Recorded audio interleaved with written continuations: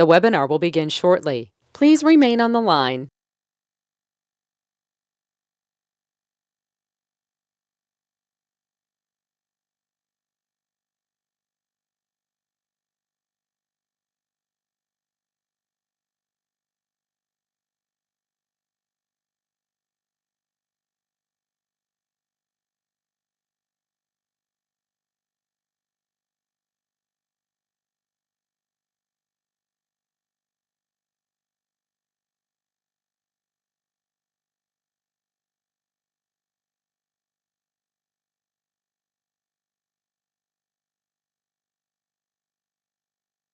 The webinar will begin shortly. Please remain on the line.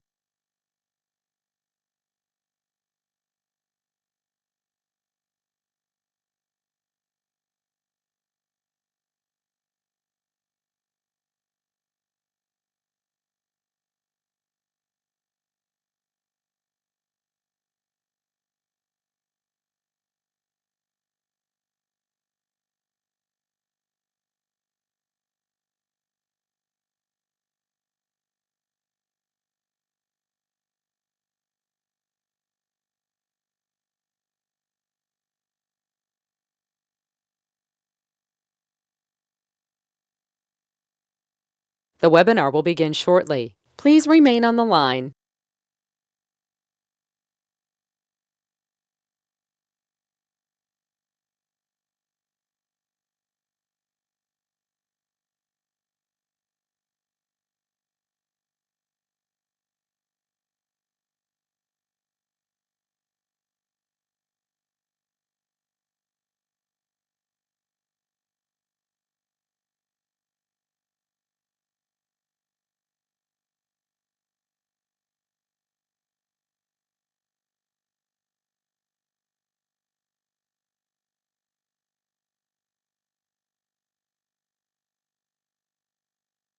The webinar will begin shortly. Please remain on the line.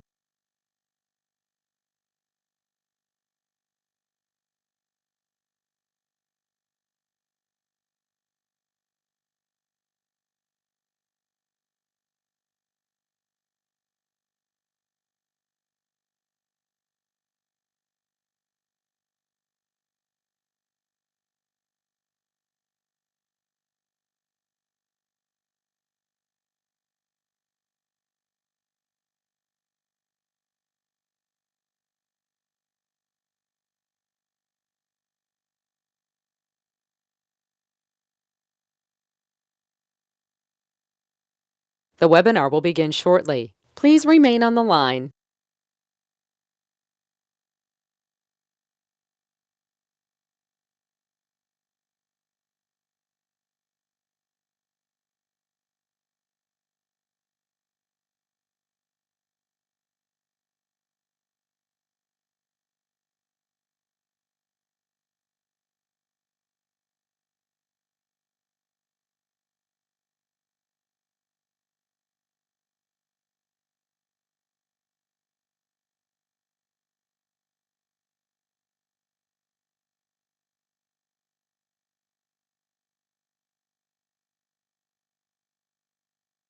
The webinar will begin shortly. Please remain on the line.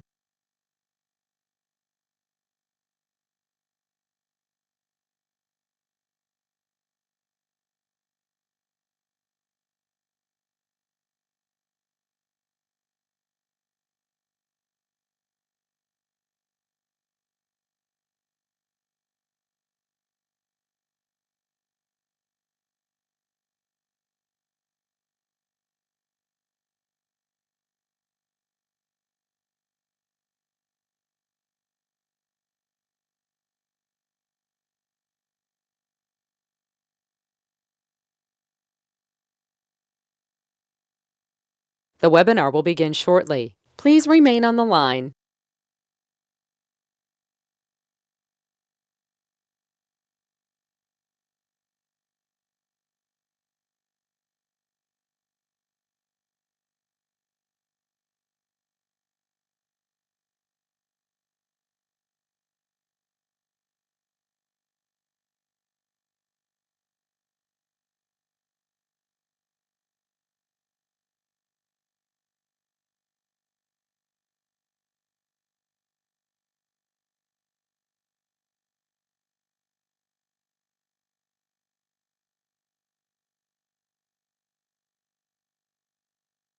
The webinar will begin shortly. Please remain on the line.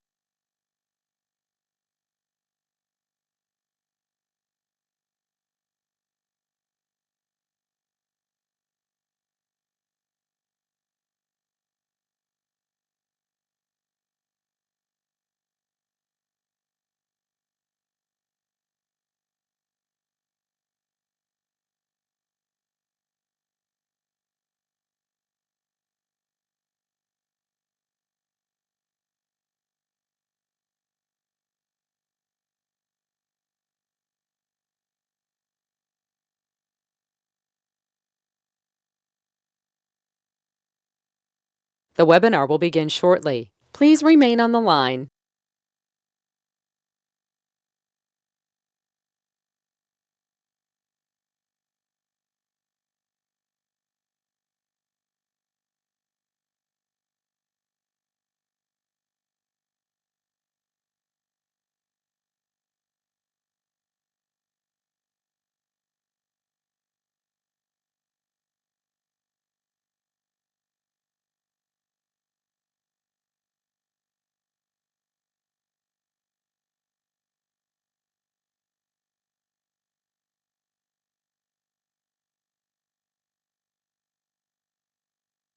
The webinar will begin shortly. Please remain on the line.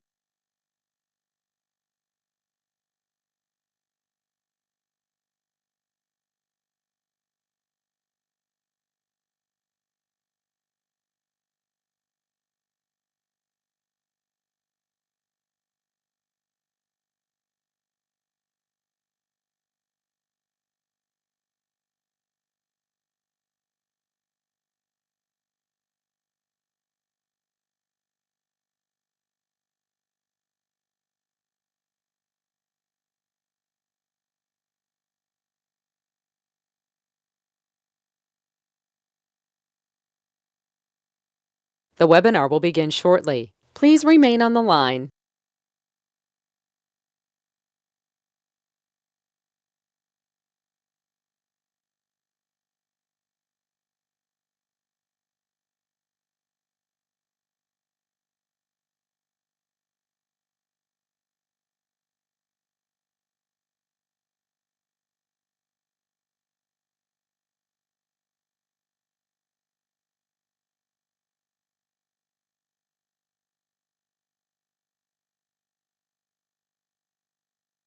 The broadcast is now starting. All attendees are in listen-only mode. All right, good evening, everyone. We'd like to welcome you to the very first City Council meeting of 2021. Tonight's study session agenda is not that long, but we have several very important items to talk about. We have the reports of the City Council. We have our COVID updates for now. There's also a presentation on the open space acquisition process, and then we have one executive session following that. So I'll go ahead and open it up to the council. My comments will all be COVID related, so I'll hold those till later. And I'll go ahead and open it up if the council members have any reports they would like to do from last week, other than all the parties you went to.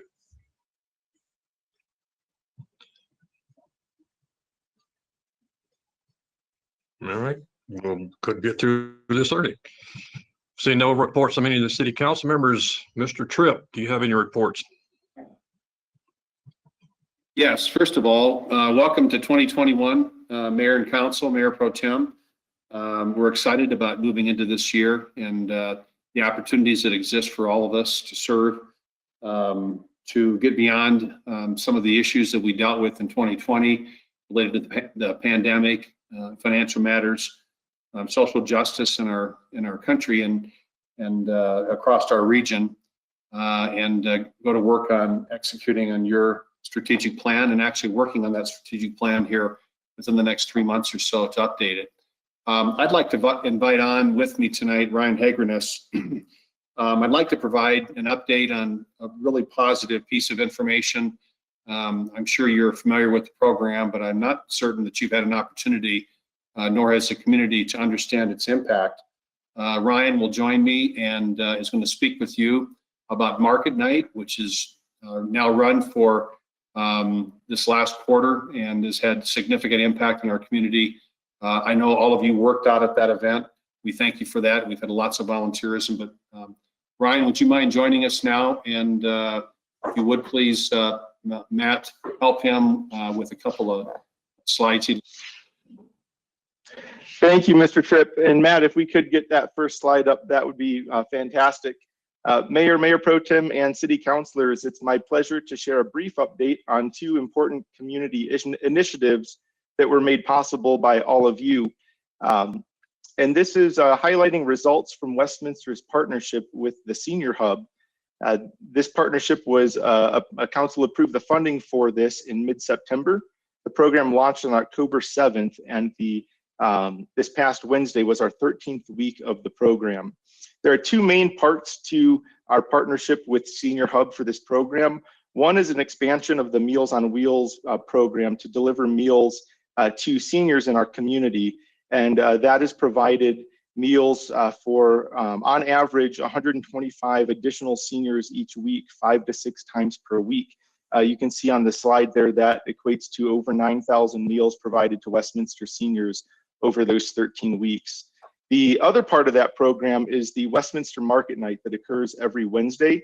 And this is supplying boxes of food from the Food Bank of the Rockies, as well as a $35 gift certificate to our local restaurants as a benefit both to those receiving the gift certificate and also to drive business to our local restaurants. In the last 13 weeks, that program has provided over 9,400 local restaurant gift certificates. It has done over 8,600 boxes of food, plus an additional 800 family meals provided the Wednesday before Christmas and 700 grocery gift cards the Wednesday prior to Thanksgiving. The next slide, please.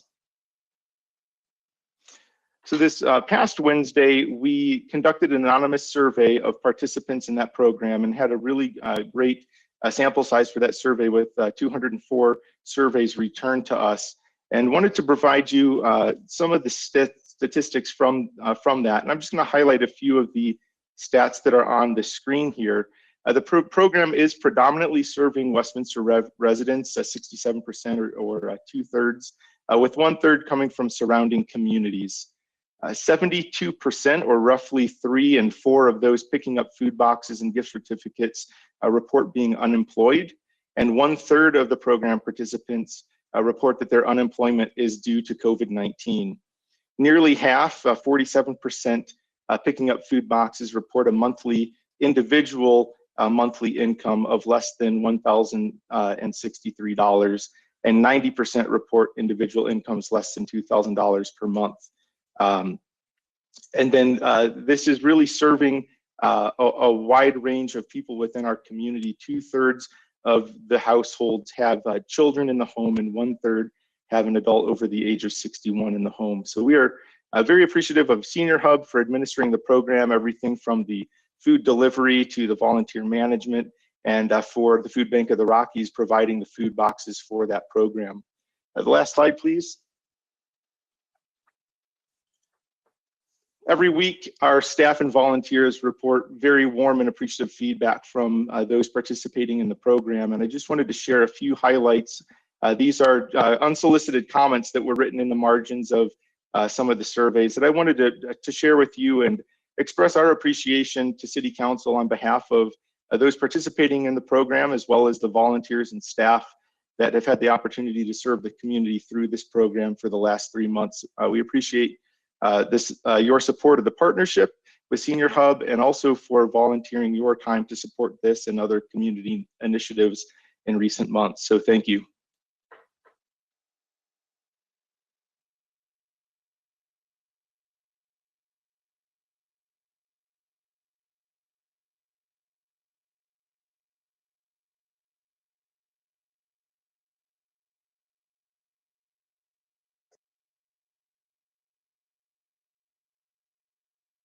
Mr. Tripp, do you have another item? No, Mayor, that's all I have this evening. Thank you. Okay, thank you much. I know on the call this morning, we were asked about the potential of the new test site in Jefferson County, and I would just remind everyone that, as I told them this morning, we're still waiting on something to come back from the state And as soon as that's responded to, we'll try to get something out, not only through the website here, but also to the chamber, because I know there was a number of questions from the chamber group this morning about it. All right, Mr. Tripp, we have anything else on COVID-19?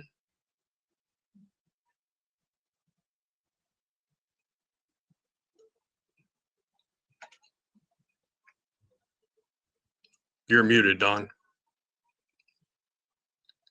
I apologize. You took a little bit of my thunder under testing. I want you to know we have for some time been working with the state to provide additional testing opportunities in this region, particularly on the Jefferson County side, north of I-70. There aren't other available options, and we hope to be announcing something on that soon to provide more capacity within our region for testing. Hopefully by the end of this week, we can give you an update on that. I want to recognize Eric Burke, Max Kirschbaum, other members of the team that have been working on that. Jason Gank, who will be providing some staff support if that gets pulled off. I would like to bring Max Kirschbaum up and have Max give you a report on data. I'd also ask the mayor if he has any additional information he wants to provide regionally on some of the activities regionally, and then Dave Frankel will close out this evening's COVID-19 report with our monthly emergency declaration update for you folks. Thank you. Thank you, Mr. Tripp, and good evening to members of council. The slides I'll show this evening follow a similar format. They will be familiar to you. Next slide, please, Matt. Just as a reminder, on this slide, this data is updated actually as of last Friday. So I see the slide says December 25th, but it's as of last Friday. And what you can see is that since we have continued a trend now since about Thanksgiving time, both at state, Adams, and Jefferson County in terms of number of cases. In a moment, I'll provide you what those numbers look like as of today. The positivity rates, you see some they're a bit mixed there between being in the orange category for Adams County and a more positive number in the yellow category for Jefferson County. Even though those numbers, for the first time in several weeks, actually look as if they are going upward. Again, bear in mind too that could be just a factor of the number of tests administered or who's getting those tests. So I wouldn't be alarmed that because those have an upward arrow that there's that they by themselves represent a cause for concern. Maybe they do not.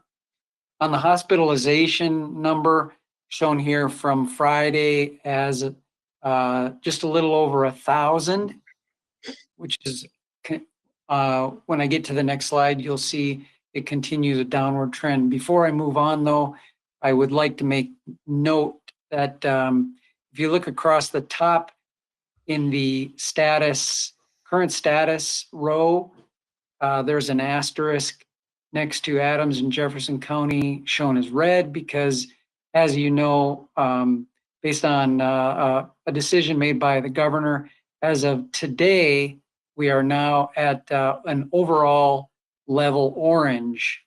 And as I looked at the by-county map on the CDP-HE website today, it shows about 60 counties in the orange, and the other 4 are either green or yellow. So as expected, most counties are in that level orange. If we look at what the data shows as of today, that state number is a little bit lower again at 485 with an 8.1% positivity rate. The Adams County number as of today is 601. So again, a decent drop in that number with a positivity rate of 10.3%. Jefferson County shows 387 with a positivity rate of 5.6. The hospitalization rate, which is will be shown clearly on the next slide, has also dropped to under 1,000. Matt, if you'll go to the next slide and I'll speak to that number. This is that hospitalization rate, which has been on the steady decline since a peak of about December 2nd. And it concludes there with data through yesterday being the most current as printed here. And again, that's at 991, so just under 1,000. So that is that's a good news story as well. As long as that trend continues, we're on a good path. Once again, with the holidays just behind us, we'll have to be attentive to see if that causes a change in the trend or not. It did not for the Thanksgiving holiday. So there's optimism that that could happen again through the Christmas, New Year's holiday period. So as I said, we're now at a level orange, and we'll continue to monitor the case rates, positivity percentage, and hospitalization from week to week. That's all I have for today, unless you have any questions. Max, I've got a couple of people who had indicated they had a question. I'm not sure if it's on your part or something that's coming up, but let me try, see if we can get their questions answered. Councilor DeMont. I have a handful of questions. Some of may pertain to Max, some may need to be for the city manager.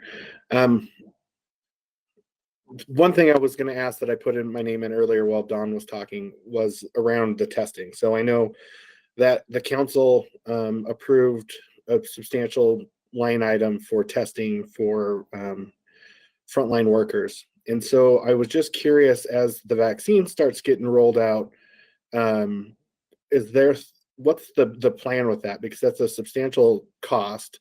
And I'm just curious, like, as the need for that rolls off, or what do we think the need for that rolling off is going to be as people decide whether or not they're going to do the vaccination?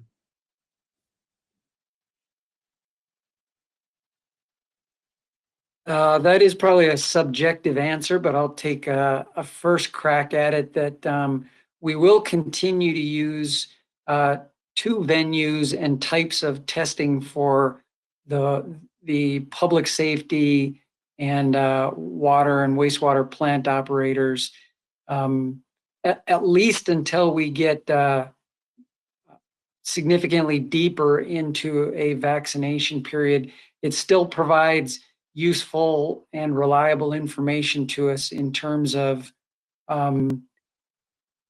what is going on in the workplace. We have had a handful of positives. Most of those were asymptomatic. So at least to this point, it is providing a useful bit of information.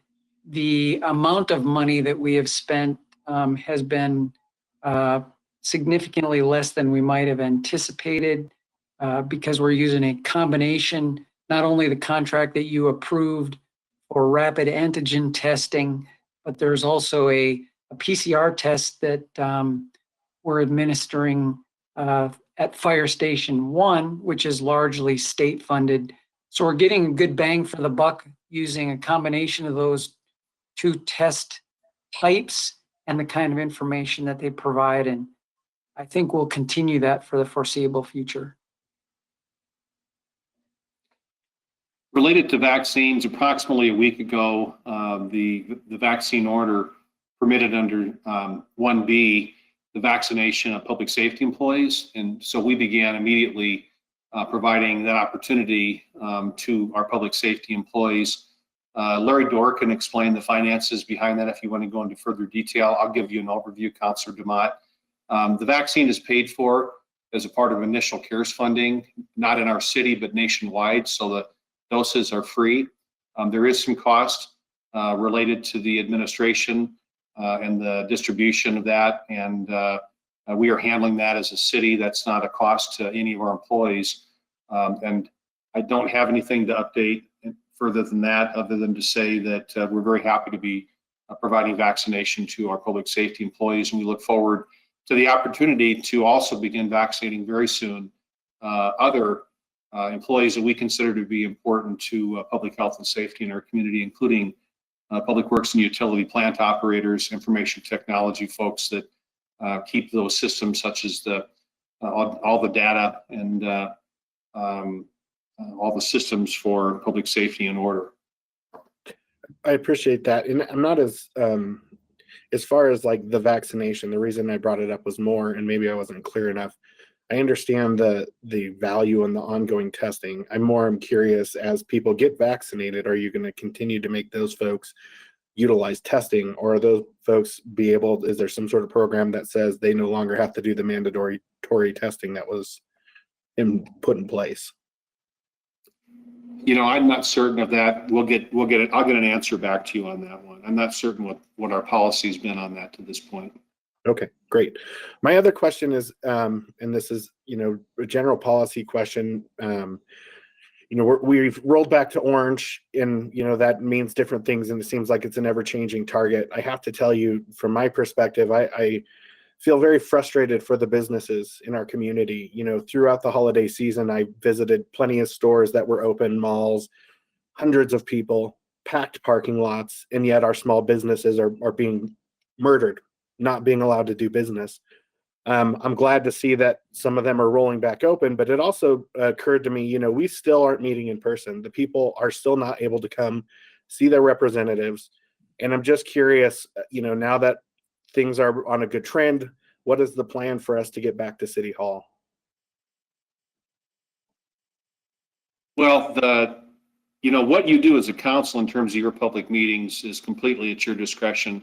Until we have a more certain pathway and trajectory, it isn't our intention to bring employees back to City Hall. We'll do that when we've got some certainty. And right now, we are in a period of seeing what the reaction to the holiday season will bring us. We will be complying as we move forward with the state's direction. In orange, we're permitted to have up to 10% in City Hall, and we intend to do that, offering it optionally to city employees who'd like to work in the building. There are some people who have some advantages to coming in there on occasion, and that's begun immediately. In terms of how you want to handle it, Councilor, as a council, we could certainly put that on an agenda. You could talk about that now, whatever you'd like to do. Yeah, I appreciate that. And I think I kind of alluded to the fact that I knew that part of that was for the council. To me, we've been telling people, and we've been told that we need to follow the science. I don't see the science between me being able to go into a box store with hundreds of people shoulder to shoulder versus us being able to go to City Hall. I know everybody has, there's four of us, or it takes four of us to make any kind of motion. My preference is that we need to start looking at that again and figuring out when we can get back into City Hall and be in front of the people that we're supposed to be representing. That's all my comments. Thank you. Councilor Smith, you had a question? Yes, sir. Thank you. Can you hear me? Yes. Okay, perfect. This question kind of goes back to the marketplace or market night that we've been conducting in our community. It just kind of brought up homelessness for me because it came up earlier today in conversations in our community, and going back to emails because we're having a growing concern with our residents of camps in our city. Going back to the email that was given last week, just to reference for information, it mentioned that council gave direction that we follow CDC guidelines, which I can appreciate, and I vaguely remember the conversation. But as we're moving into transitioning into a new year, into different resources, what does that look like as far as staff, and then adding it back into a policy for council? Did we provide that direction for following CDC? And if so, then when do we as a council take the reins back and follow those guidelines, but have that policy within our hands?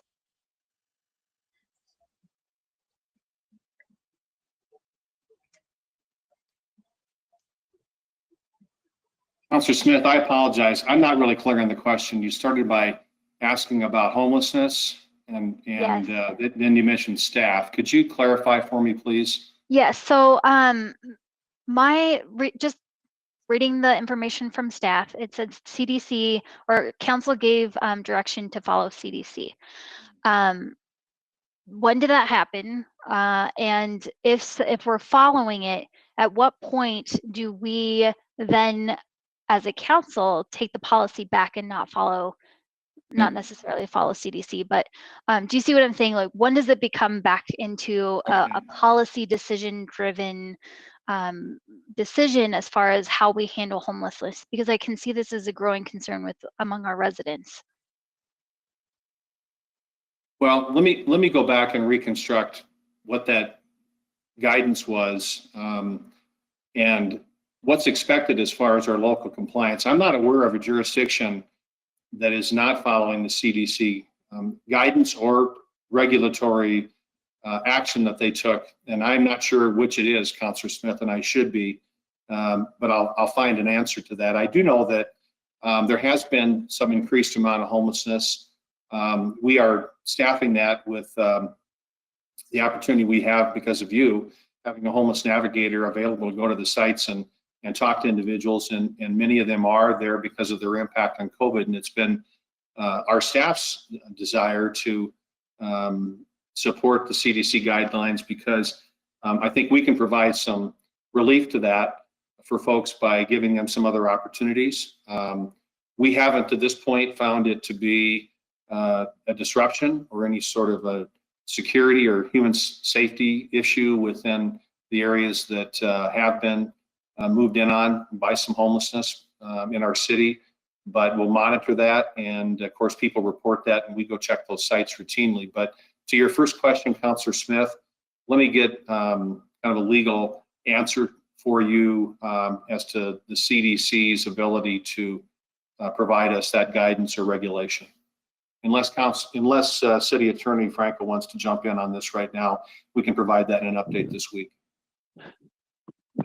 Thank you, Mr. Tripp. I would appreciate some time to do some research on this. I'm not aware of the CDC recommendations having changed, but my recollection was that when we discussed the homelessness approach by city staff, one of the things taken into consideration was the CDC recommendation that homeless encampments not be broken up absent some public health concern. And I think that the CDC guidance goes so far, but where there is a public health and safety concern, my understanding was that we were addressing that to ensure public safety and health were maintained. So let me do some research and see whether the CDC's recommendation has changed, and we'll get you a more detailed answer. Thank you. Okay, that would be great. Just because I just,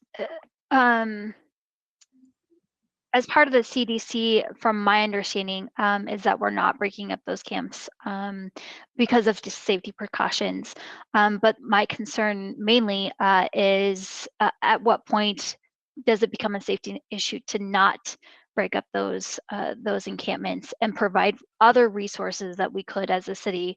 So if we could talk more about that, maybe at the next study session or within emails and obviously in a public setting. So that would be more helpful as far as understanding that, because I'm hearing this. I've seen a couple emails go around again regarding this, but I've gotten a phone call here or there regarding the ever-growing concern of this happening in our city becoming an issue. So that would be helpful if you could get back to us. So thank you.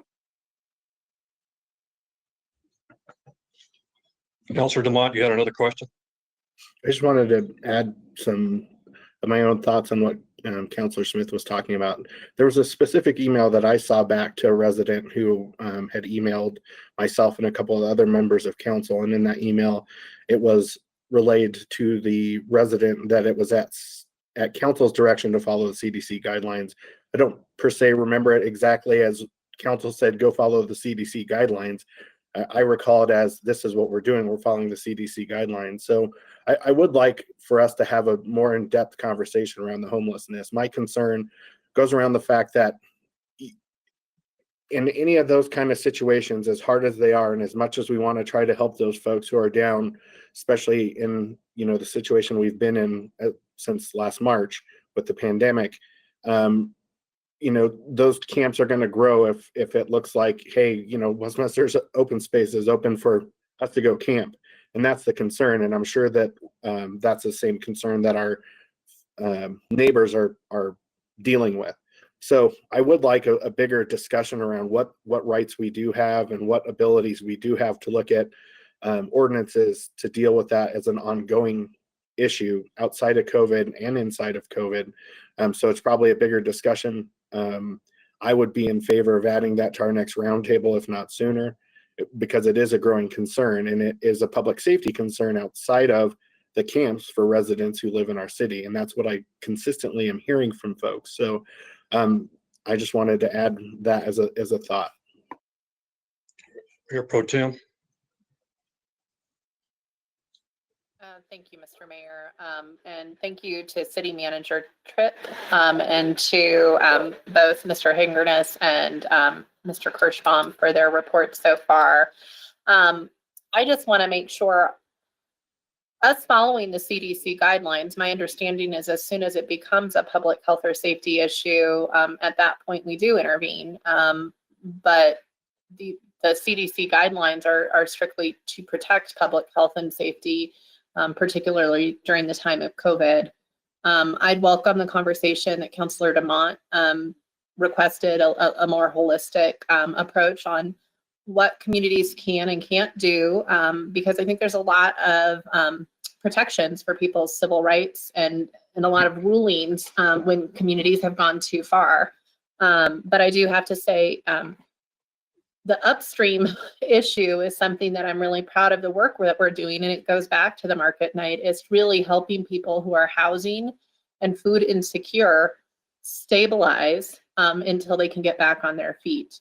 And so I'm really proud of the work that we have done throughout COVID and prior to make sure that people have access to a high quality of life here in Westminster, and our focus on equity and treating people with dignity. And so I hope that's something that will continue through these conversations. But we do want to make sure all of our residents are healthy and safe and protected. Thanks for the conversation. Kind of a left turn, but a valuable one. Other questions or comments before we continue on? All right, Mr. Tripp, you want to move to the item 2?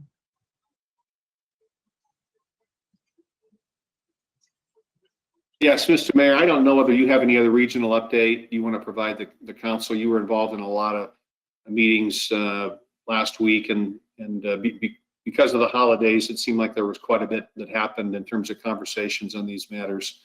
You represented the city during those, and then following that, we'll have Dave Frankel talk about the emergency ordinance. All right. Well, as everybody knows, there were a lot of announcements that came out of the governor's office on Tuesday of last week. 2 large ones, one with vaccinations, the other one with the COVID ratings. So let me take the vaccination first. The decision by the governor on Tuesday to add over 1 million people to the status of what was being done in 1A for those over 70 was a surprise even to CDPHE. We had meetings with them on Wednesday and Thursday, and they were not aware that the governor was going to make that announcement. Part of the issue with that is nobody in any of the health groups, health departments, were prepared with a program of how to handle that increase, nor did anybody have sufficient numbers of vaccines on staff or in-house to handle that load. So the only one that I'm aware of that has come up with a program of handling that extra load right now is UC Health down in Denver. As of this morning, when I talked to at least 2 of the CEOs here locally, they have not put that plan together because, one, they don't have the vaccines for it, but they are working on the plan to try to figure it out. Hopefully within the next few days, CDPHE is going to have to deal with the same problem: is how do you do a plan? And it came as a surprise to them when we talked to them on Wednesday and Thursday. So adding the 70-year-olds, there's a lot of questions that came in on Wednesday. It flooded their health departments, it flooded the hospitals, and they just didn't have answers because they weren't aware it was coming. Going back to the piece that Councilor DeMont referred to, and this is also a part of the 5-star program. So last week we had the other announcement that came out that the governor was directing CDPHE to take all counties that were in red and move them to orange status. Didn't change the numbers, it just changed the color, which then allowed restaurants and other businesses to open back on with the 50% of capacity or 25% of capacity or 50 people, whichever was less. That's under the orange rule. The restaurants and others that started opening today are under that orange rule. So the question then came up, well, if the county is in orange, can I open under yellow? We were told very emphatically on Thursday afternoon that the answer to that is no, you cannot. You have to have 3 criteria met before you can have the county move you to orange. First, you have to have the positivity rate at 5 or below. Your infection rate has to be in compliance with the color orange, and you have to have the hospitalization issue. Both of our counties today are still in the red numbers, even though we are now colored orange. So until we get to below 350, you don't meet the orange criteria. So that has caused a massive amount of confusion. Thursday afternoon, about 5 o'clock, Jefferson County finally received the letter from CDPHE that approved the county for the 5-star program. However, because the criteria has changed from what the program was initially set up as, if your county was in orange, you could go to yellow. That's not the rules they gave us on Thursday. So the county had planned to start inspections of all these sites this past Saturday. They delayed that based on my conversation with Don Davis late Thursday afternoon. He pulled back the inspectors and they are planning to start tomorrow.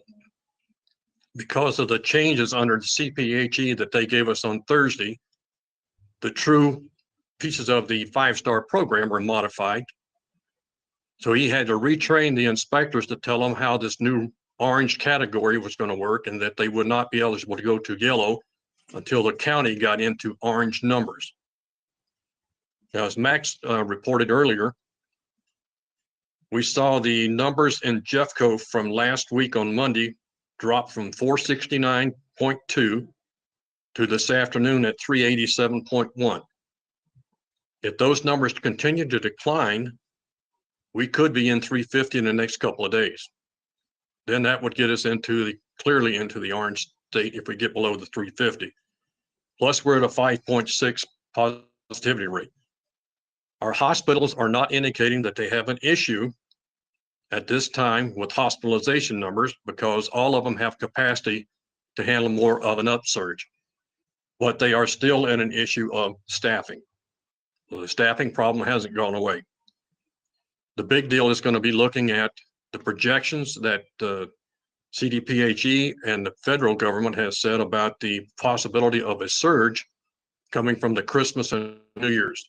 If we see that surge, the projection is that we would see that in about 2 weeks from the Christmas time, and about that same time we start to see some early numbers from New Year's. But until those numbers are seen, we don't know what they're going to be. The likelihood is that we could be very much like we did with Thanksgiving and not see the big surge because people have been doing so much about trying to do social distancing, wearing masks, washing their hands, and doing the things that we've been asking them to do. So right now, if everything starts the way it was as of close of business Thursday, the inspections in Jefferson County will start tomorrow. Adams County has not applied for 5-star status. They will do that, we believe, still on Friday of this week when the current health order from Tri-County expires on Thursday. That would then make us eligible for the 5-star program. We do not anticipate CDPHE changing their latest version of the 5-star rules. So even though we get it 5-star status, where it helps the restaurants and others that if we move down and we get to our orange numbers, then that does allow them after a 2-week stabilization period to potentially move to yellow. This is as confusing for restaurants as anybody else. As we talked about this morning on the chamber call, and we've talked about what this is doing to the credibility of what's coming out of CDPHE, out of our various health departments and out of our municipalities, is bringing the credibility of what people are being told to do when we have this constant change without the science to do it. So even though the governor declared we're in orange, CDPHE and the governor are not on the same wavelength. We are still having disconnects in there. We brought that up to CDPHE at our 1 o'clock meeting on Thursday. We've not had anything, but we have meetings with both health departments again Wednesday and Thursday. We did have a countywide call with Adams, Arapahoe, and Douglas earlier today. I know Councilor Seymour was on part of that call. We really didn't get any change, and Councilor Scully, I don't know who all was there. There was almost 200 people on the call. But those 3 counties had a combined one with Tri-County today. I did not hear anything on the call or during the conversations that changed what I just told you. And I don't expect to see anything out in the next couple of days that's going to change it, because they're still trying to figure out, again, first priority, what's the vaccines? Second priority is looking at the 5-star program. The last number I had from Jefferson County, that there were over 400 businesses that have applied for 5-star. And if they start inspecting those tomorrow, it'll be dependent upon how soon the inspection firm can get to them. Adams County, to the best of my knowledge, at close of business today, had not opened the pre-application period because they have not applied yet. I anticipate, and I could be wrong on this, that if they send the application in on Friday, that they would find some way to open up the pre-application period while we wait for a response back from the state. We're hoping to have a clarification on that in the next day or two from Adams County if they're going to open up that for pre-application. And I anticipate they will, because they've had such a growing number of them to show that in Jefferson County, it's just a big backlog already the day they start. Councilor Seymour, you had a comment or a question? Comment, and thank you, Mr. Mayor. You already took the words out of my mouth, is that the level of frustration in the business community is unbelievable. And I do feel, listening in on that call today and Dr. Douglas's portion for Tri-County, he is the ultimate professional, and they're forging ahead with what they can do. But I cannot believe how frustrated they must be, and then maintaining a professional stance. Because if you're listening to this call and you are embedded in this on almost a daily basis, and you still, at the end of the day, after a press conference, information right before a holiday that doesn't meet up with any expectation, can you imagine what you do on I'm letting staff go at Christmas time. No, I'm going to hire them back on Monday. It's just the absurdity of the whole situation grows on a daily basis. And so I appreciate how frustrating it must be for our county public health officials. I don't disagree with you, Mr. Seymour. And when they're caught blindsided because they got their information through a social media post and not from CDPHE directly, it becomes even more frustrating. Other questions or comments? Or otherwise, we'll move on to Mr. Frankel.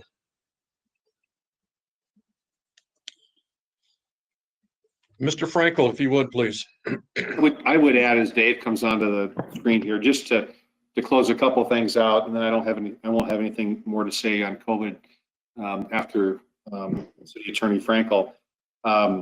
There have been a lot of actions taken by the city since April to make people food secure and housing secure. We've spent $500,000 of our CARES money to housing assistance to make sure that folks haven't ended up homeless. We've provided meals to thousands of people. We've freed up staff that were engaged in other activities that could no longer be employed. in our workforce in the same capacity to help Growing Home deliver meals. There's been a huge commitment to try to find ways to upstream help people not get into this situation. And then when it does get downstream, I think we've been compassionate when we've gone to the field.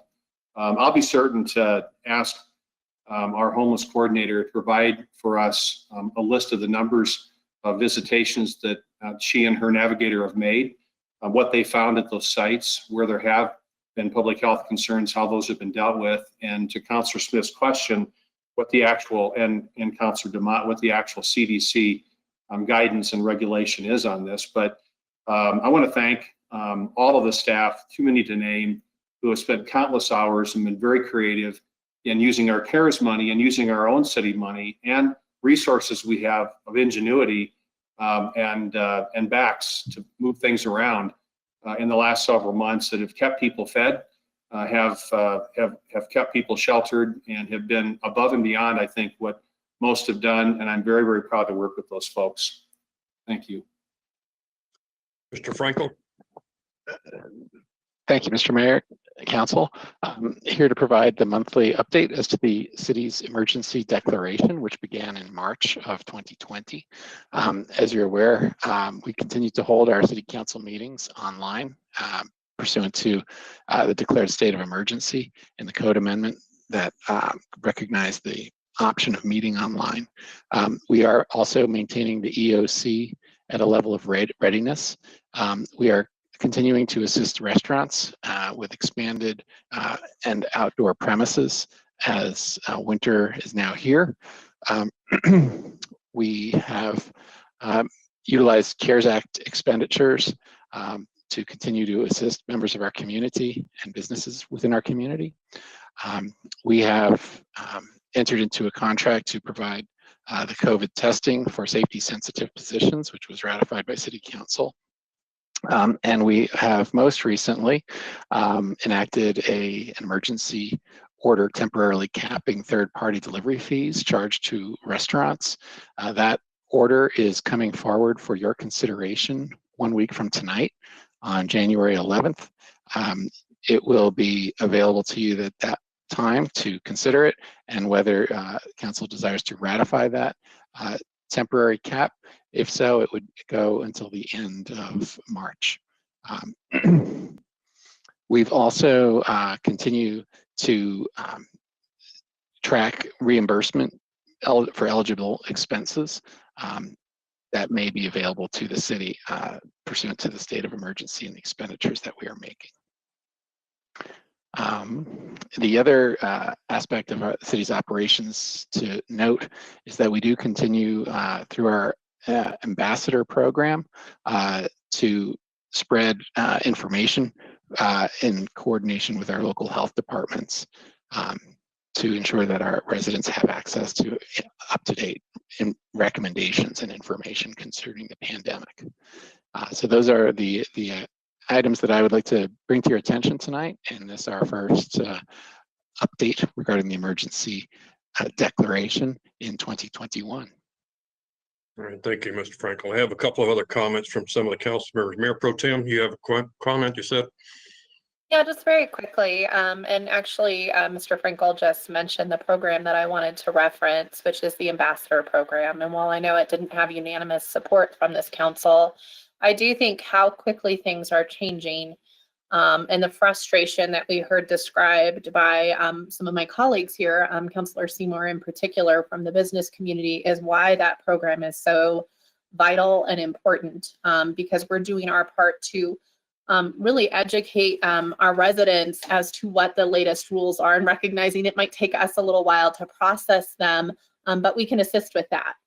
Because people are busy trying to run their business, and this is a lot of complexity and a constantly changing landscape. And so I am proud of that program, in addition to the litany of other programs and efforts that this city, the city staff, and this council have undertaken since this pandemic, that nobody asked for this. And I know it feels absurd, but it's a lot of people doing the best they can to make the right choices incrementally and move back when maybe they've gone too far. So I think we should be appreciative of these programs and these efforts, and just, I think that was an impressive list to hear. So thank you, Mr. Frankel.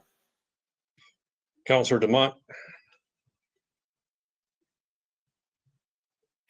On the item that's supposed to come back to us, so one of the things that I was kind of a caveat of me supporting that is the fact that I wanted to make sure the trigger was them not being able to operate.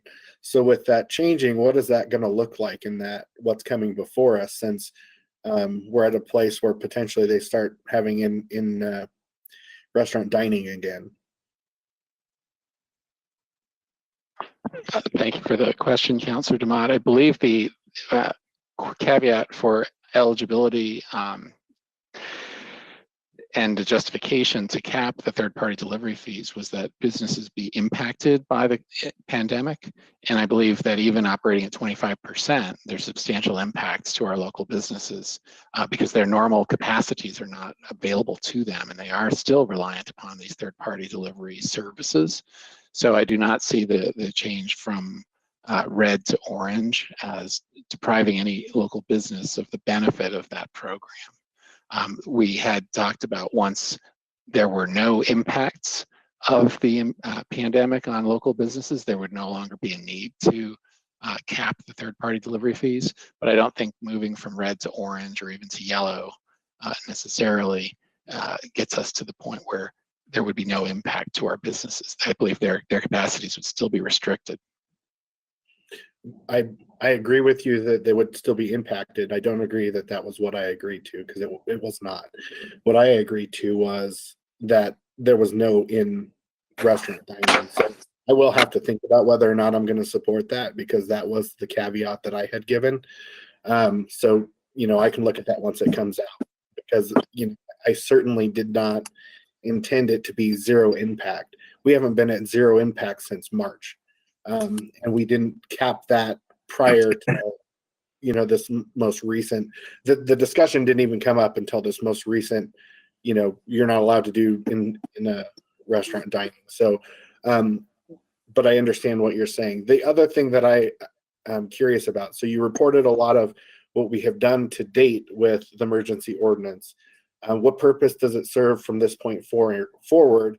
And when do you believe that, or do you see an end at sight as far as us needing to be at that? I know ultimately it is up to council to say whether or not that continues, but I'm trying to understand, aside from the usefulness that it's to date, what the use is moving forward. Are we at a place where we're looking to get funds back? Or I know that was one of the big triggers that we wanted to make sure that we were eligible for the CARES funds. Are there more funds coming with some of this recent legislation that would want us to stay in that state? What does that look like going forward?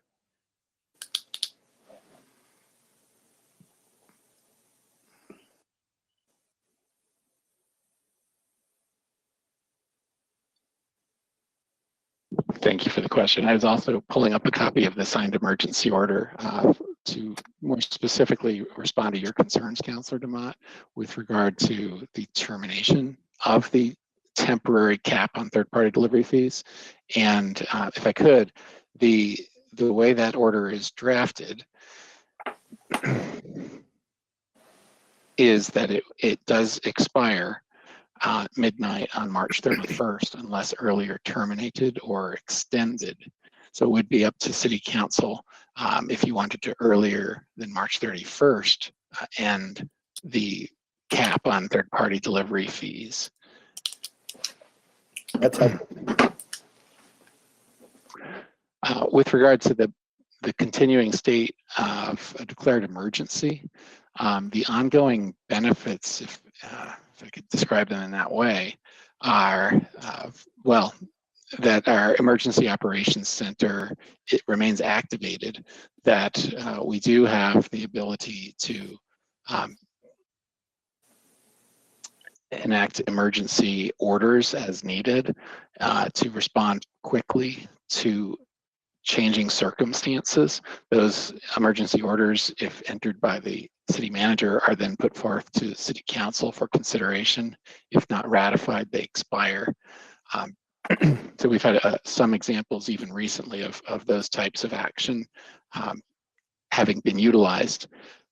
We have the ability to remotely conduct these meetings to ensure the continuity of city operations and business with the regular agendas that are put forward for council consideration and action. We also are, well, you mentioned the seeking FEMA reimbursement for eligible expenditures. That is a continuing benefit of the emergency declaration. I believe that we may be eligible to get reimbursed for certain expenses that we've made.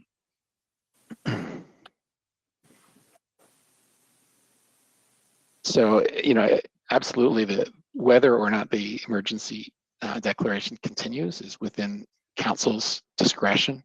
Should council desire to end the emergency declaration, that is absolutely within your authority to do so. I appreciate that. And I guess the thing that I would put out to the council is something to think about. And this isn't obviously something that you're probably going to be able to answer tonight or that you even should. But I really do strongly believe that we should have a goal in sight. COVID's not going to be something that goes away. I mean, it's here for humankind to have to deal with. Obviously, you know, we've made some big strides. You know, the rollout of the vaccine, I think that's going to be a positive thing, obviously. However, you know, this virus is something that's going to, you know, potentially have other variations of it ongoing. I am troubled at the ongoing thought from government about what we're allowing people to do. We live in a free country. I wince and I'm sick to my stomach every time I hear what people are allowed to do in this city, in this state, in this nation. I understand it, but at some point we got to have, in my mind, we have to have a goal of this is, you know, what the new normal is and stop that bearing. So we're not in perpetuity in an emergency situation.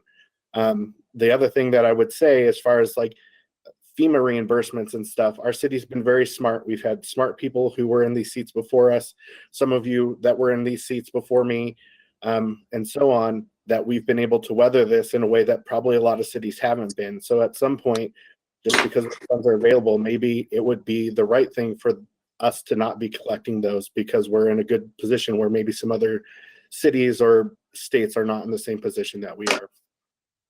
I appreciate all your answers, Mr. Frankel. Councilor Bowles?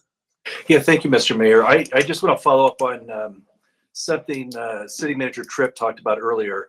You know, I'm really proud of us as a team and this council and this city staff, the compassion and innovation that was shown. And I know businesses are hurting and we know that, and we're trying to do everything we can to help them.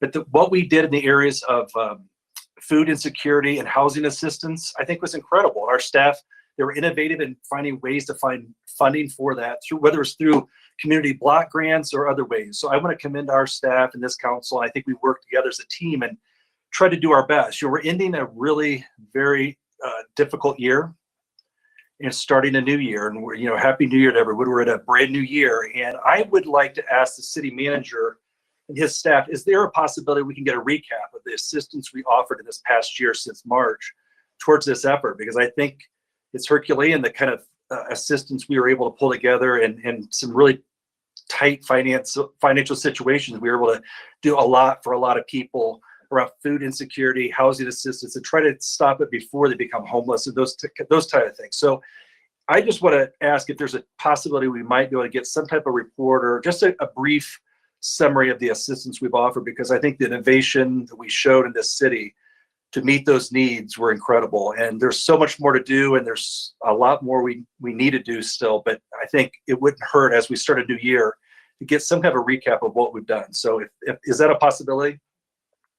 I think it exists immediately. If you go to our website, almost all the information you're asking for is on there. But because we are so proud of it, I'll be happy to package it in a way and have it all together in one format, and ask a couple of the staff to present that in an upcoming meeting. Thank you. I would really thank you very much for that answer. I would appreciate that, and thank you for all the work you've done. All right, council, if you're ready, we'll go ahead and move to our next item. Mr. Tripp, this is the presentation on the open space acquisition process. Who you're going to have present to that? This is in Deputy Opie's area. I may ask her to introduce it. It's largely a function of our Park Recreation Libraries and Open Space group to give you some background on the fine history of open space in our community and the work that's been done to date. Thank you. Thank you, Mr. Tripp. This is Barbara Opie, Deputy City Manager. It's my pleasure to start the conversation. I recognize that this is probably going to be a multiple scenario type of event, but we do have a brief overview presentation of our open space program that started in 1985, being the second community in the state of Colorado to dedicate a sales tax for the preservation of open space. But I'm not going to steal the thunder of the team with the rest of the information, but Jason, if you would please join us. I know we have a few slides to walk through with City Council. Thank you, Deputy Opie. I appreciate that introduction. And Matt, thank you very much for loading that first slide. I was just going to ask you to do that. So good evening, Mayor and Council. It's a pleasure to spend some time with you. Our intent is to give you a brief presentation and about one of the city's most cherished assets, of course, which is our open space program. Tonight's presentation will focus primarily on the acquisition component of what is a really large program. Rod Larson, Open Space Division Manager, who, by the way, is celebrating his 40th year, proudly serving the city of Westminster. He'll be joining me for this presentation. If you didn't know, Rod was recently recognized by the Westminster Legacy Foundation's Community Award Program with a very prestigious Nature, Environment, and Sustainability Award in recognition of all of his great efforts for the city of Westminster. In my nearly 30 years of public service, I've never come across a professional so dedicated to open space, and it's an honor to work with Rod. It is our hope that this presentation this evening and the information is informative, and we certainly welcome questions, we welcome feedback. As a reminder, as well as to the public that may be listening, more information on this topic is available through the staff written report, which is located on the city's website for tonight's council meeting. The report includes helpful reference documents such as the history of open space acquisitions, the city's open space stewardship plan, the Westminster Municipal Code, the criteria of open space acquisitions, and plenty of other information. Mr. Larson, do you mind joining me, sir, to take the very next slide, please? Thank you, Jason. Good evening, Mr. Mayor, Mayor Pro Tem, and City Councilors. It is my pleasure to be here with you this evening and talk about our open space program. As you all know, in 1985, our residents approved a 0.25% sales tax for the preservation and acquisition of open space land within our city. At that time, Westminster was the second municipal open space program in the state of Colorado. Since that time, our voters have overwhelmingly supported the open space sales tax in additional ballot measures. Our city council also established a goal of acquiring 15% of the city's land mass as preserved open space. So for the first 30 years of our program, the primary focus was acquisitions, and rightfully so. In 2014, that goal was achieved with roughly 3,100 acres of open space acquired and preserved within our city. Matt, can I get the next one, please? At that time, we contracted with a consultant and did a year-long open space master plan study. We did an inventory of all of our open space properties. We started to focus more on management. We identified land management responsibilities, identified funding needs and priorities, and we identified projected capital costs and improvements. And that was adopted by City Council in 2014. Matt? Rod, if you don't mind, just 1 second, please. And Matt, going back to that slide, I just want to, just give some additional kudos to staff and certainly City Council and leadership for the effort that went into the open space stewardship plan. We do have a hard copy available for each council member. You may already have that, and certainly the electronic version is available online. The result of the open space stewardship plan was really, I think, dramatic improvement to our operations across the open space system. Bluntly, in 2014, we had approximately 2 staff dedicated to maintaining the entire open space system.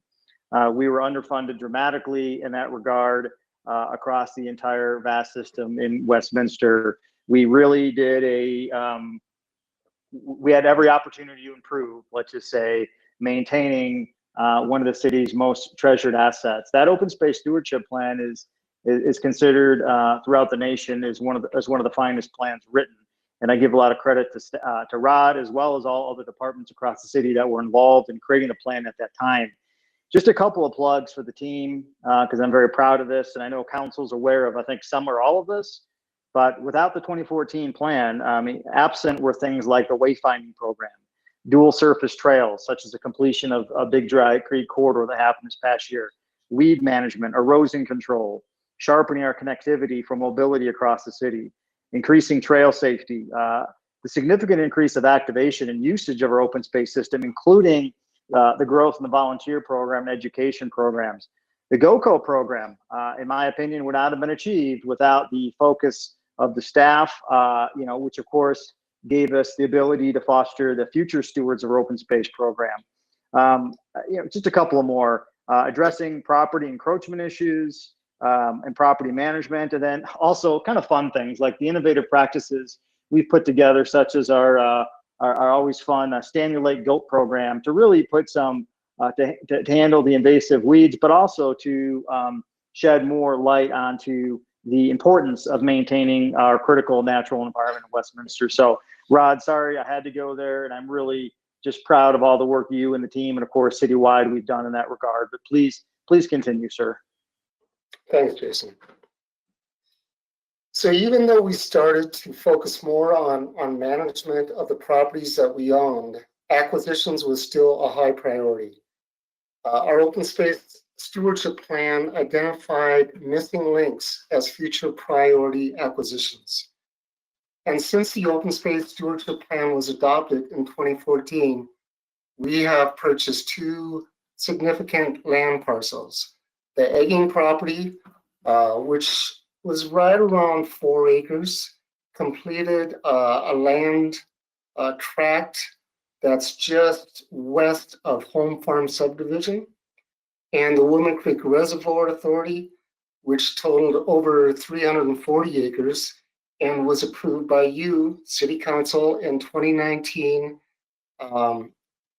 amounted to our second largest single open space acquisition in our history. So that was a huge purchase that occurred 2 years ago. Matt? Open space and park acquisition began really back in the 70s with the 1973 Park and Open Space Plan calling for acquiring lands both in the Big Dry Creek and Walnut Creek corridors. As I mentioned, our first open space initiative passed in 1985, and that tax has been renewed an additional 4 times. Each time, we have received more than 70% taxpayer support for the open space tax initiative. The 1996 and 2006 renewals also included the authorization for the issuance of bonds, and we are still paying on those bonds out of the city's annual budget. So since 1985, we have acquired over 3,000 acres and have preserved it as open space for future generations. Our tax has generated $57 million in post funds, and we have utilized that along with $24 million in grant funding. We have purchased 900 acres along the Big Dry Creek corridor, 187 acres along the Walnut Creek corridor, and 750 acres at Westminster Hills, which is our largest contiguous open space property. Matt? Every open space parcel that we acquire has to meet at least one criteria that is listed in the Westminster Municipal Code. These 6 criteria are aesthetics, protection and preservation, location, use potential, need for immediate action, and acquisition consideration. Next, please. And our open space stewardship plan recommended that all future acquisitions be specifically made for the purpose of completing missing links in trail systems, or missing links to help supplement or widen current open space properties. These key properties that provide these missing links should be a priority. Next, please. And Jason, I think I'm going to pass it back to you to talk about next steps. Sure, and thank you, Rod. Great job. And this is the final slide we have for council this evening. But we're happy, of course, to entertain questions and discussions and feedback. But really, at this point, we talked a bit about the history. We talked about the open space stewardship plan, the advancements there, and the increase of activation and the thinking. But really, we also think it'd be helpful to kind of tell you where we at now. What are we doing now as we look into the immediate and future as far as the open space acquisition program. In the short term, really, I'm talking in this sense, I'm talking about this year. We have the criteria that Rod had already described to you that you're familiar with to give us the guidance on our land acquisition priorities. Of course, council graciously approved $1.4 million in open space acquisitions this upcoming year. Staff has a track record of being very successful, as Rod had pointed out, in leveraging those funds through organizations like Adams County Open Space, Jeffco, GoCo, meaning Great Outdoor Colorado, and other organizations. So we just want to make sure that we're walking hand in hand with council, aware of those opportunities, and making the very best use of that funding and investments, as well as following the timeframes available for those grant opportunities and other opportunities that exist this year. So in the immediate term, we want to do that. But I want to make sure council is aware, and I believe you are, is that we are folding this into the Westminster forward plans as far as the comprehensive plan, mobility studies, and a water supply plan and other efforts to make sure that we are cohesive in our efforts, because open space touches, well, pretty much every area across the city of Westminster. We want to continue to work with council as well as our Parks, Recreation, Libraries, Open Space Advisory Board. We want to give that board a ton of credit. They have a long history of providing advice and guidance on and helpful input on future acquisitions, as well as the Open Space Stewardship Plan. Working with other organizations like Trust for Public Land, like the local counties and regional partnerships. But beyond that, developing a long-term funding strategy. Staff's recommendation would be that with funding being limited, as we are also still paying off our debt from years past of the wonderful acquisitions we've made, there are limits, of course, to the open space fund. So we need, and of course, there's a sunset of that in a not too distant future. So we do need to work with council and citywide and our partners to determine what is the future of the open space tax. What is the public land dedication and fees in lieu program look like going into our future? Of course, as council is familiar, public land dedication, or PLD, is a component that we utilize in the city to provide open space and parks whenever areas are developed across the city of Westminster. And so we use that as another way to leverage the grand open space and park system in our community. Also, of course, looking further down the road beyond Adams County, Jefferson County grants, and the GoCo and Legacy Foundation and other partners, what else is there? Certainly staff wants to leave no stone unturned when it comes to reinvesting into our wonderful open space acquisition program. So with that, Matt, you can go ahead and continue to the final slide. We realized that was a lot of information, but we wanted to kind of take small bites of the apple, if you will, and really highlight the open space acquisition program for tonight's purpose. And certainly we can come back to you later with other areas of the open space program to the extent you're interested. And staff is pleased to take on any questions or feedback you might have this evening. Thank you.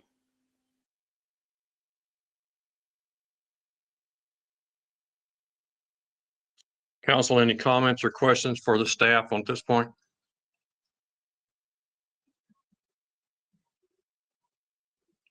Mayor Pro Tem, go ahead. Thank you so much, Mr. Mayor.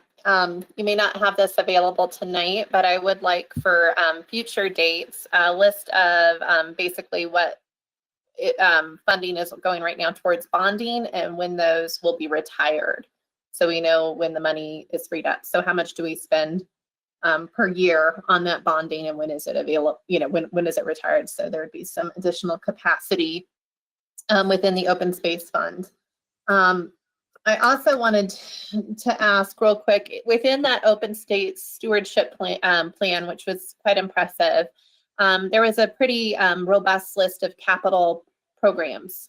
And I was wondering if at some point we could get an update of what's been completed. I believe you've already referenced the wayfinding. I was fortunate enough to be on council when we approved that ages ago. And it's wonderful. I'm a frequent user of our trails. Seeing the wayfinding, I do think it makes it a much better experience. But I'm wondering what other capital programs that were listed have been completed, and where we're at with that. And I do appreciate, making sure that we are good stewards of what we own, that we're good stewards of our natural environment, and of this asset that so many residents put as their number one thing they love about this community. So I really want to say thank you to those who were the architects of this plan and how they've implemented it. But I definitely am excited to get back to acquisition as well. As a community that's getting closer and closer to build out, the opportunity to expand this portfolio is rare. And so I want to make sure that we are nimble and able to take advantage of opportunities as they present themselves. With that being said, I'm glad that we're looking at reprioritizing, figuring out, making sure that the priorities for acquisition match our goals. And that we're fully leveraging. But at the same time, I want to make sure I'm clear. I don't want to wait till 2022 to have that completely finalized before we would move forward. And I just want some clarity on that. Thank you, Mayor Pro Tem. Jason Gank, coming back again. Thank you for those questions. And just to make sure that I'm tracking, one is that you'd like a summary that staff can come back to you with how the overall fund is being spent from the standpoint of paying off debt and whatnot. And we'd be certainly pleased to go ahead and do that. And that was one of your earlier questions, and we'd be happy to do that. You'd also ask for what is sort of a kind of a report on accomplishments or what's on the horizon, things that staff has done, things that the city has done to move forward the open space stewardship plan, and staff again would be pleased to provide that. And in fact, if you look at the stewardship plan being reviewed and adopted in 2014, a good plan like that, does need to be revisited. In my recommendation, about every 5 or more years, just to make sure we're staying current. So certainly that would be a great launching point to do that with council. So I appreciate that opportunity. So we will certainly do that. And as far as clarity on the implementation of open space acquisitions and how we use the criteria, for well over 30 years, we've had standing criteria, and we showed that briefly this evening. We can go back to that again. And so staff has, in my opinion, done certainly previous staff and current and previous council done a great job using that guidance to provide the grand open space system that we have. We're going to continue to use that guidance. We haven't stopped, and we've done it with the Egging property that Rod had mentioned, as well as the Woman Creek Authority property, which this council had supported for our second largest acquisition in our entire city's history, which is fantastic. But by no means are we holding back on acquisitions. And as far as specifically cleaning up or the potential to modify those criteria, that's absolutely going to be a council consideration. Staff will be bringing that back to council and seeking council's guidance should we be refining any of those criteria as an example. And we'll certainly do that as we get input as we go through the planning efforts. Okay. I very much appreciate that. The final thing that I'd like to ask for, and again, I don't expect you to have it at this moment, but you referenced it publicly in dedication. I'd like to know public land dedication, where that's occurred in the last few years. And then also, anytime we received cash in lieu, where was that used? And the reason for me asking is wondering if we should establish a policy kind of making that very protected monies, not something that we waive, something that can help expand the amount that we have to use for acquisition. So I'm just curious, how much is that actually? Maybe it's not even worth the effort there. Maybe, it's a nominal number, but I'd like to at least see what it's been historically and see where those dollars have gone historically before I'd want to propose a sweeping policy change like that. And finally, I think I speak for a lot of people in our community, and I know a lot of really big advocates of open space on the council. When I say open space has been such a refuge during COVID. I think, I don't know what we would do without it.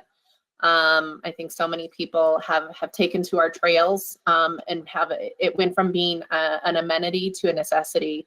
And I do think, I'm excited and I appreciate this council voting for a budget to expand the money in acquisition. And I want to take the next step. So I thank you for this discussion, and I look forward to hearing the thoughts of my fellow colleagues. And thank you, Mayor Pro Tem, and I appreciate that. And just the final thing I believe you asked for is a summary of PLD as far as how we've utilized that, and as well as cash in lieu and how that's been utilized over the years. And staff will also add that to the to-do list. Just wanted to call your attention to one thing, and this is by no means necessarily what you asked, and I appreciate that, but in one of the attachments, in case, for public reference too, the properties acquired by the city of Westminster attachment that was on the council memo does highlight in many ways how PLD, or public land dedication, was used at some of those specific properties. And here again, Mayor Pro Tem, I get it. This wasn't exactly what you're asking for, but in case anyone listening wanted to get a jump start, and if they're interested in that, they can get a kind of a quick hit as to how some of those funds were used and get an idea of how those lands were acquired. And finally, to your comment on, with the pandemic and the use of our open space and health and wellness, just as a reminder, our trail counters, which are of course hidden in our trail system and count passerbys, we continue to be at 4 times the amount of trail usage through the pandemic. And what an absolute treasure it is to have our system in place for that to happen. That simply doesn't exist in most cities around the United States. And again, council support and the foresight around the ability to maintain all of that, and from that impact and the navigation and all those types of things to also support all that increased use. So thank you so much, Mayor Pro Tem. Yeah, can I just ask a quick clarifying question? Because I presumed that attachment with all of the parcel acquisition that did show the different sources. I thought that was an attachment within the 2014 stewardship plan. And so I didn't think it was updated with the recent PLD dollars and PLD. And maybe I misunderstood. Yes, Mayor Pro Tem, and I'm sorry. Let me clarify one item. And again, it may not be what you're looking for. On the specific attachment memo this evening, staff, we list every single open space parcel to the best of our ability, of course, going back through all of the years and the dates that are acquired. And with the how we acquired each of those parcels, if PLD was utilized, we indicate as such. Granted, again, I understand this wasn't exactly everything you were looking for, but it just gives it a start. Now, if I'm understanding correctly, the other part of your question was there something attached to the budget process? Was that your question? No. So my question was, I wanted to understand how much public land dedication and then also cash in lieu, where those dollars went. And I'm looking at this real quick. I thought 2017 was the most recent date on that chart, so it wouldn't have had the 2019 Wilman Reservoir. And so I apologize. The report is 168 pages long, so I might have missed or misread it. So I apologize. I will re-look back at it, and if you want to let me know the page numbers, because I've obviously misread it. No, Mayor Pro Tem, it's Jason one more time, and no, staff will absolutely come back to council with a written summary of exactly what you're asking for. History of PLD, public land dedication, or fees, and our ability and how those were utilized and tracking that. That is not provided directly in your packet this evening. That comprehensive look is not. Staff will rather come back to you with that information at a later date. Thank you. And again, the reasoning is not to be in the weeds, but to decide if this is a policy area that I want to examine strengthening or changing or tweaking at all. So thank you so much. Councilor Bowles?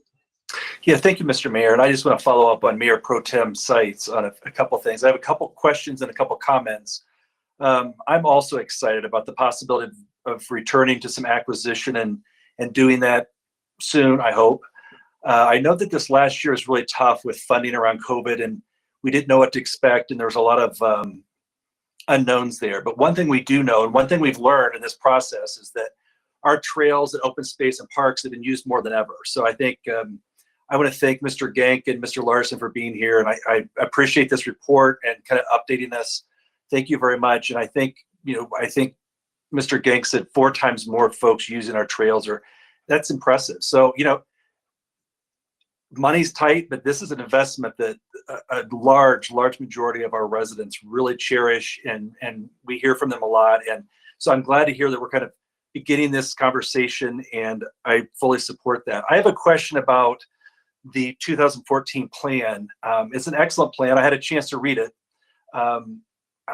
What kind of progress are we making, or what can we say about what kind of progress we're making on invasive species removal, or at least maintenance of? I don't know if we can completely remove invasive species, but do we have an update on, is it 10% or 30% where, say, common teasel and some of those real common invasive species have taken over certain sections? Are we making decent progress there, or what can we say about that? Thank you, Councilor Bowles. And I'm going to ask Rod Larson to join me. And Rod, if you could please briefly describe how you've staffed that, how you've resourced that, and also mention programs like the youth programs such as Lower Church Lake that council just authorized in ways that we're going about that. If you don't mind giving an overview of how you're managing that and any metrics on progress, that would be great. Thank you. Yeah, thank you, Councilor Bowles, for that question. We do have a dedicated staff person. He is an integrated weed management specialist. So he coordinates our weed management plan and our invasive weed management program throughout the city. We hire probably 2 to 3 interns and seasonal employees every year to assist. We have developed a very extensive contractual program that we also use. So managing weeds is a slow process, and it doesn't happen in 1 year, doesn't happen in 5 years. It is a program that you have to build upon every year to make progress. You asked for percentages. I'm not sure I can give you percentages, but I can tell you the progress is being made. I see when I'm out in open space areas, and we have the GOAT program that comes in every year. And at Stanley Lake, you can definitely see the progress that's being made in the weeds at Stanley Lake. So I can try to get some numbers put together and present to you at a later date, but I can tell you that progress is being made on that.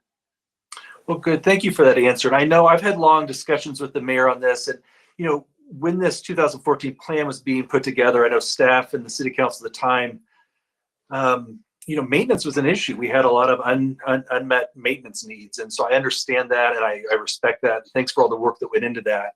I guess I come down, I hope we can do both. I want us to maybe think of it in ways of doing both, not one or the other, but maybe if we can do both, I think would be to the benefit of our residents. So that's kind of where I'm coming from. I think it's important. And I know the mayor and I've talked about it. I agree with him 100%. Maintenance is an issue. You can't have some of the issues we had. So thank you for your work in making that progress. I also have a question about our board, our park board, Park, Open Space, Recreation, and Libraries Board. Do they have regular sessions to talk about open space, or do we do that regularly, or do they have quarterly meetings or scheduled sessions where we look at acquisition opportunities, or is it just kind of on an as-needed basis, and then how does that happen? Councilor Bowles, thank you for the question. It's Jason Gang speaking again. And just to touch on your last comments, Rod and team will come back also in part of our summary to include metrics on maintenance. Okay, we just don't quite have that data ready for this evening, but we're happy to get that all these questions and provide a detailed response in a period of time. So we'll get back to you on that particular question. The Parks, Recreation, Libraries, Open Space Board. So yes, that board is responsible for reviewing and providing input on the city's open space acquisitions interests. Keep in mind, that board stood solely as its own board here a number of years ago, and they only met in times to review the open space acquisition programs. Obviously, I'm pleased that that board is actually meeting much, much more now that they're a unified group, and they continue to review that input. Now to be clear, staff does not provide a list to the community or to the general public. And the reason we don't do that, while we would love to do that, but the reason we don't do that is for legal matters related to negotiations of land acquisitions. That being said, certainly the advisory board has the opportunity to get that information directly from staff as far as areas of interest and acquisitions. And of course, they are able to get input on those specific parcels. So that board meets every other month throughout the year. Wayne East is the new board chair. Their next meeting is actually next week, Thursday.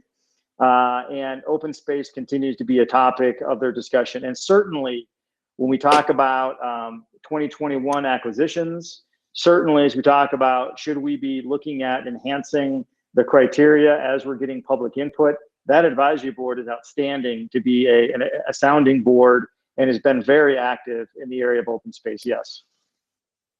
Well, thank you for that. I know in the history we had an open space board that was dedicated to that specific task, and now we've kind of combined those. I was just curious if they help with the prioritization of the list and all of that. But thank you for that answer. And I would like to attend a meeting. You have a really, really good board. I've had a chance to go to a couple meetings over the last couple of years, and it's a really fun group and they work hard. So I appreciate that answer.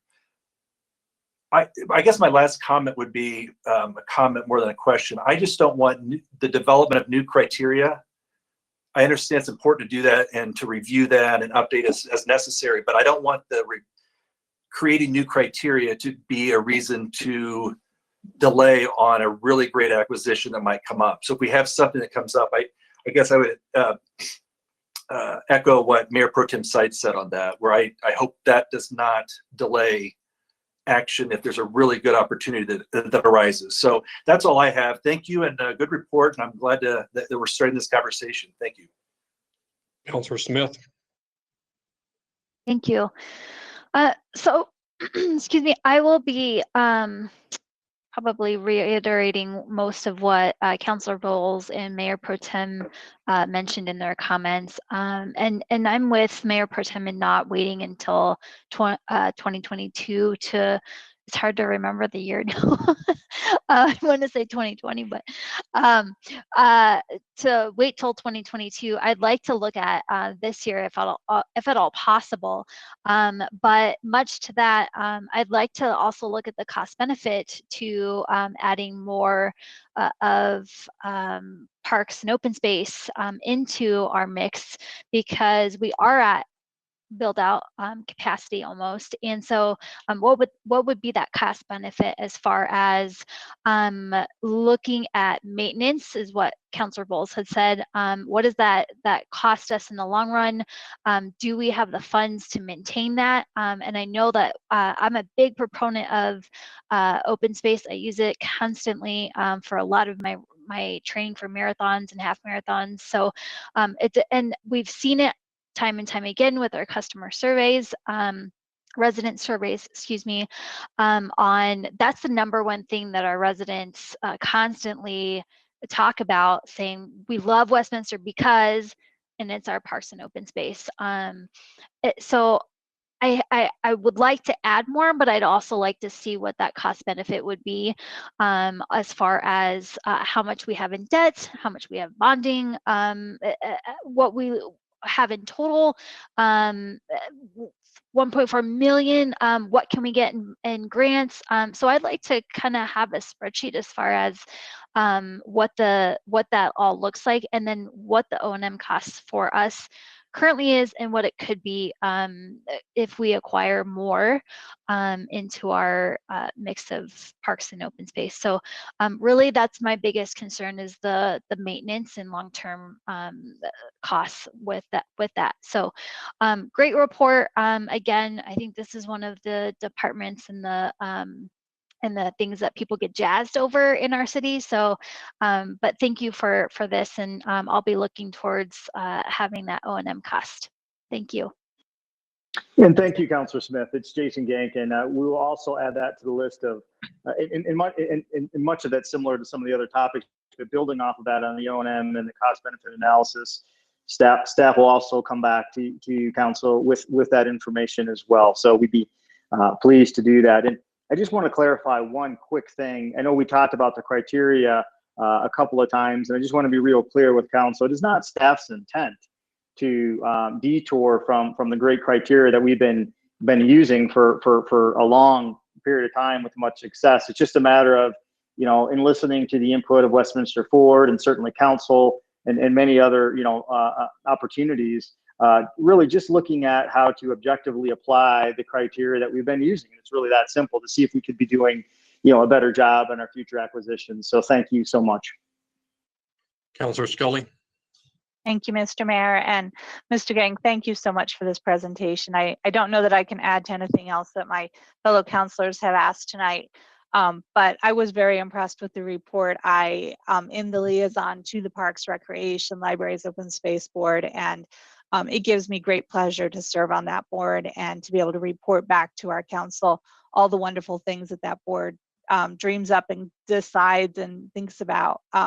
Truly a thoughtful group of people who have a lot of love for our open space. And I too am an avid user of our open space, out there usually at 6 a.m.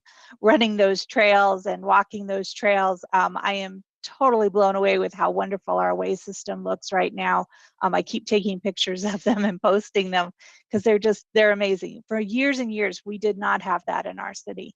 And those trails were very hard to maneuver for years and years. I had times that I would end up at a dead end and have to carry my bike over creeks trying to find the path again. And now I don't have to do that. It's truly liberating to be able to ride that trail from my house to Stanley Lake, which is about an 8-mile, well, I guess it's about a 5-mile bike ride.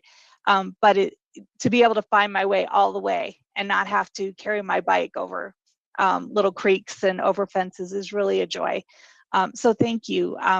Our parks and open space, this is where equity is achieved. This is where inclusivity is achieved. And this is, to me, this is one of the most important parts of our city.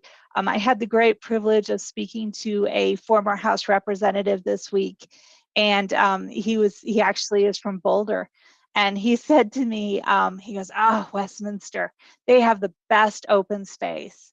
And that was just, it was so gratifying. It was like, oh, I know, I'm from that city. That's my place. And I love hearing it. So thank you for all your work, for your leadership in our state of how we create a walkable community, a community that has opportunity to play in our open space. I know it was a big lift with COVID.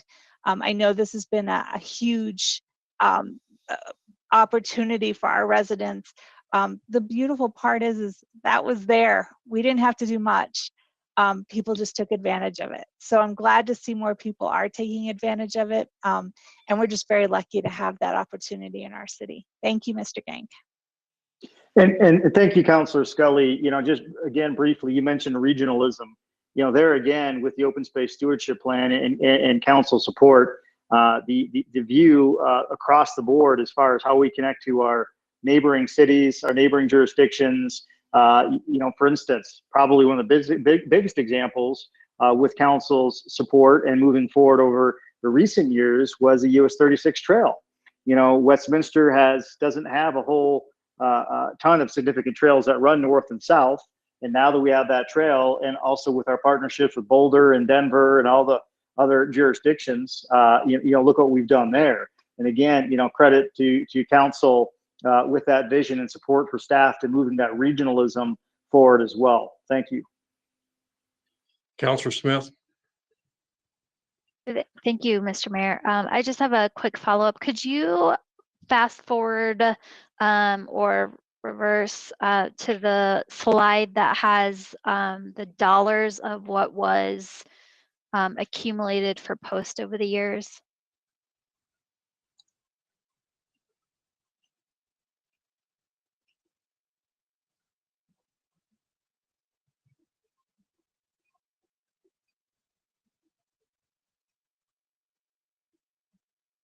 I think Matt's working on it. Matt, would you mind reversing that to that slide, please?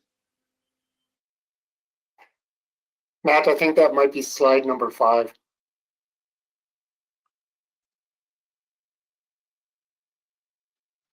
No, go one more. Yes. There you go. Okay. Because the thing that caught my eye was that it says 57 million in post funds and 24 million in grant funds have been utilized. But in our report, it had that we've accumulated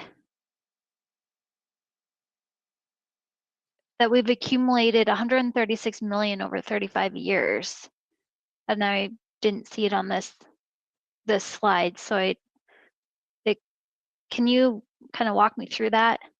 Yeah, thank you, Councilor Smith. And Rod, I think that, we could have added that bullet and probably should have. What we're specifically talking about in the acquisition history on that bullet, Rod, please correct me if I'm wrong, sir. What we're talking about money spent specifically from post and grant funding, not overall, not an overall acquisitions, Rod. Is that correct? That's where the numbers differ, sir. Is that correct? Yes, that's correct. Okay, so of the 136 million that we've accumulated over the years, there's still 79 million that we haven't utilized. Is that how I read that that second bullet point under acquisition history? It says 57 million in post funds have been utilized, but we've generated 136 million over 35 years, which would leave about 70 something left. So the question, okay, and again, I apologize for not having those bullets and that information blended together to make it nice and seamless. That we should have done that. But to clarify, with the capital program and how we utilize the CIP program and how we disperse those funds between those two amounts that you're describing is part of our capital program through the annual budget process. So other funds that we've used certainly go to things like maintenance, go to other types of functions and those types of things. But I think here again, I think staff could do a better job and follow up with a written summary as to that history, as well as what you talked about return on investment and those types of things, to be real clear with how those monies have been spent over the years. And I do apologize for not having that data there next to each other for comparables, but we'll absolutely do that in the written summary. No, it just kind of was like, wait, I thought I read 136, but it was 136 generated, not utilized. But then it led to my other question of 79. What do we do with the 79 million of the 136 that we've generated? So if you could work that into your answer as far as the cost benefit and where we're at with that, that would be helpful.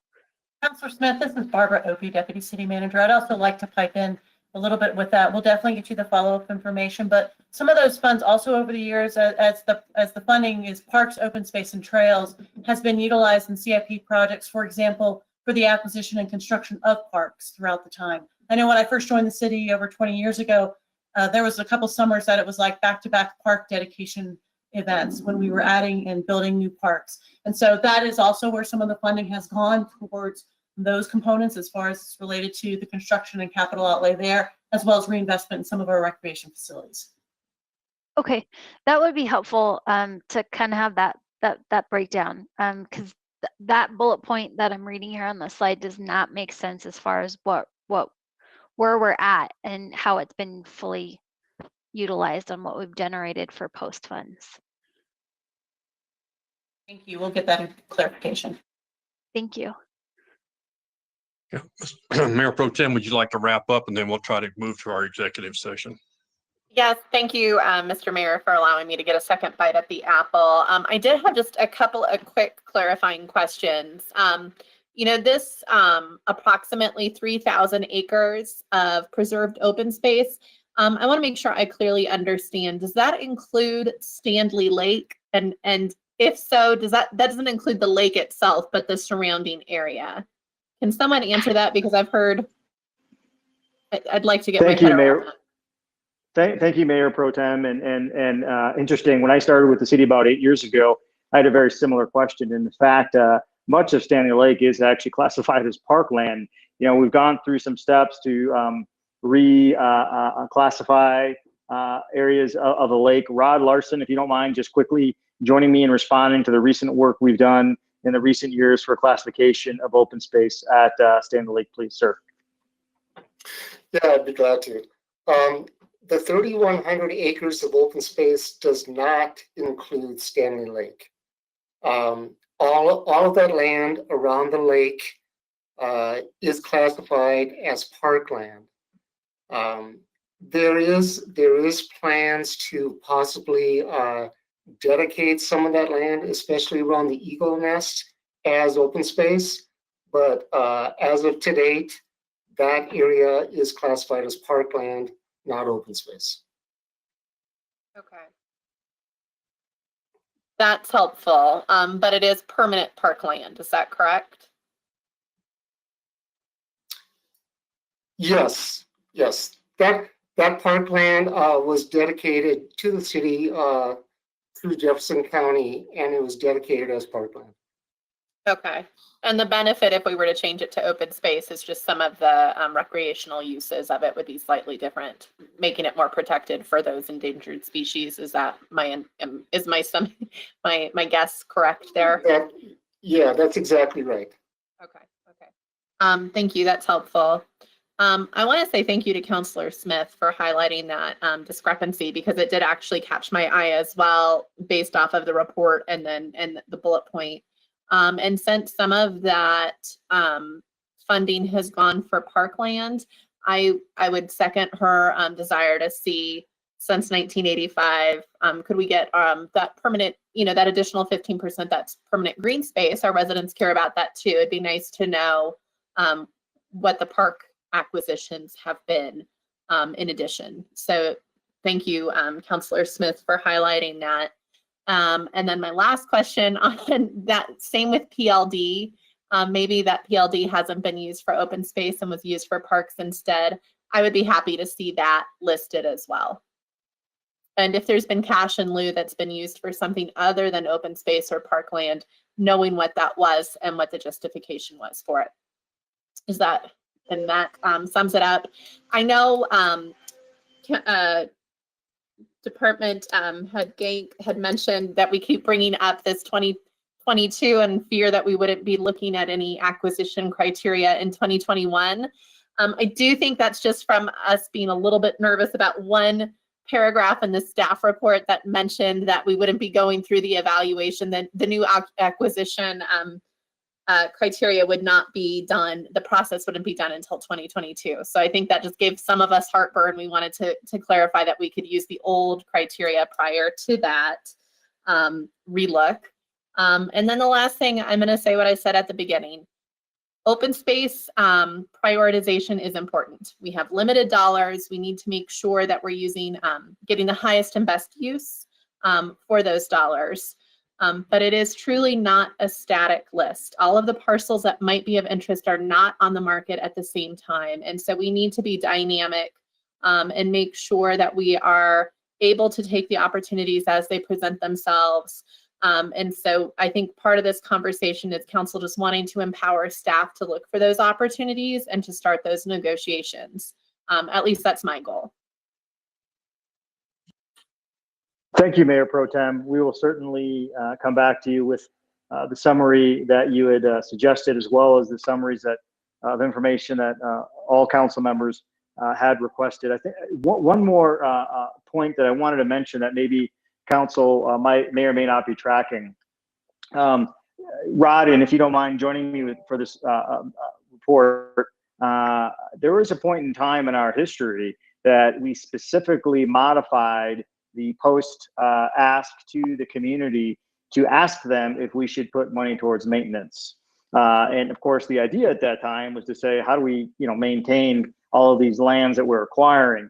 Rod, if you don't mind joining me, if you recall with your 40 plus years of service, sir, about what year that was. And if I also recall that, just as a reminder to council, that ballot measure had passed at a very, very high level at that time, if I'm not mistaken, higher than previous sessions. But the point is that there was a very strategic and specific ask, clear back to our community about that efforts and maintenance to make sure we're taking care of what we have. Is that correct, Rod?